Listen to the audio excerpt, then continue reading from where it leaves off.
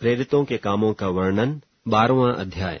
उस समय हेरोदेस राजा ने कलीसिया के कई एक व्यक्तियों को दुख देने के लिए उन पर हाथ डाले।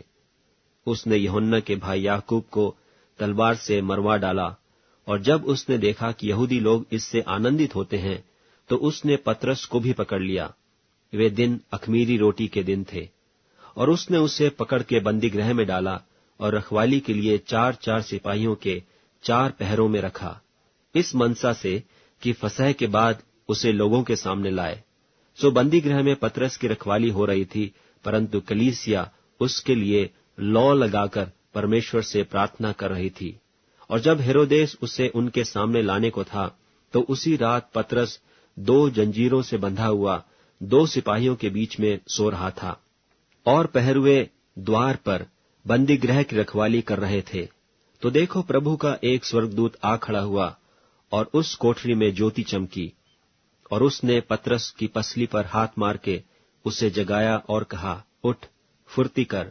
और उसके हाथों से जंजीरें खुलकर गिर पड़ी। तब स्वर्गदूत ने उससे कहा, कमर बांध और अपने जूते पहन ले। उसने वैसा ही किया।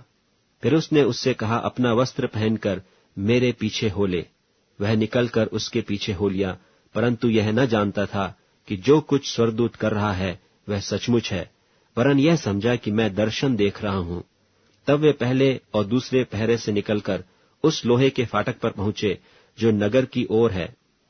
वह उनके लिए आप से आप खुल गया, और वे निकलकर एक ही गली होकर गए।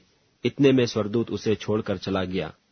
तब पतरस ने सचेत होकर कहा, अब मैंने सच जान लिया कि प्रभु ने अपना स्वर्गदूत भेजकर मुझे हेरोदेस के हाथ से छुड़ा लिया और यहूदियों की सारी आशा तोड़ दी।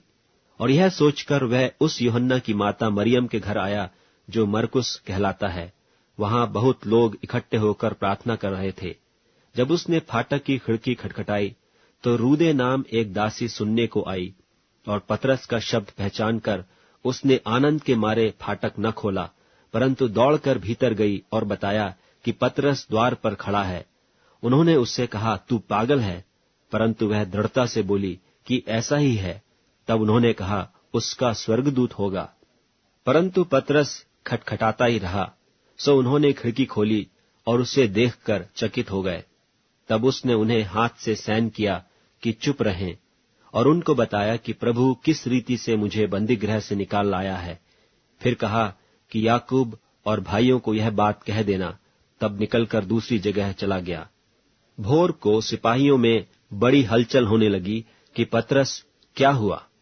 जब हेरोदेस ने उसकी खोज की और न पाया, तो पहरुओं की जांच करके आज्ञा दी कि वे मार डाले जाएं, और वह यहूदिया को छोड़कर कैसरिया में जा रहा। और वह सूर और सैदा के लोगों से बहुत अप्रसन्न था। सो वे एक चित्त होकर उसके पास आए, और बलास्तुस को, जो राजा का एक कर्मचारी था, मनाकर मेल करना चाहा, क्योंकि राजा के देश से उनके देश का पालन पोषण होता था। और ठहराए हुए दिन हेरोदेस राजवस्त्र पहनकर सिंहासन पर बैठा और उनको व्याख्यान देने लगा। और लोग पुकार उठे कि यह तो मनुष्य का नहीं, परमेश्वर का शब्द है। उसी क्षण प्रभु के एक स्वर्गदूत ने तुरंत उसे मारा, क्योंकि उसने परमेश्वर की महिमा न की, और वह कीड़े पड़ के मर गया। परंतु परमेश्वर का वचन बढ़ता और फैलता गया। जब बरनबास और शाऊल अपनी सेवा पूरी कर चुके, तो यूहन्ना को, जो मरकुस कहलाता है, साथ लेकर यरूशलेम से लौटे।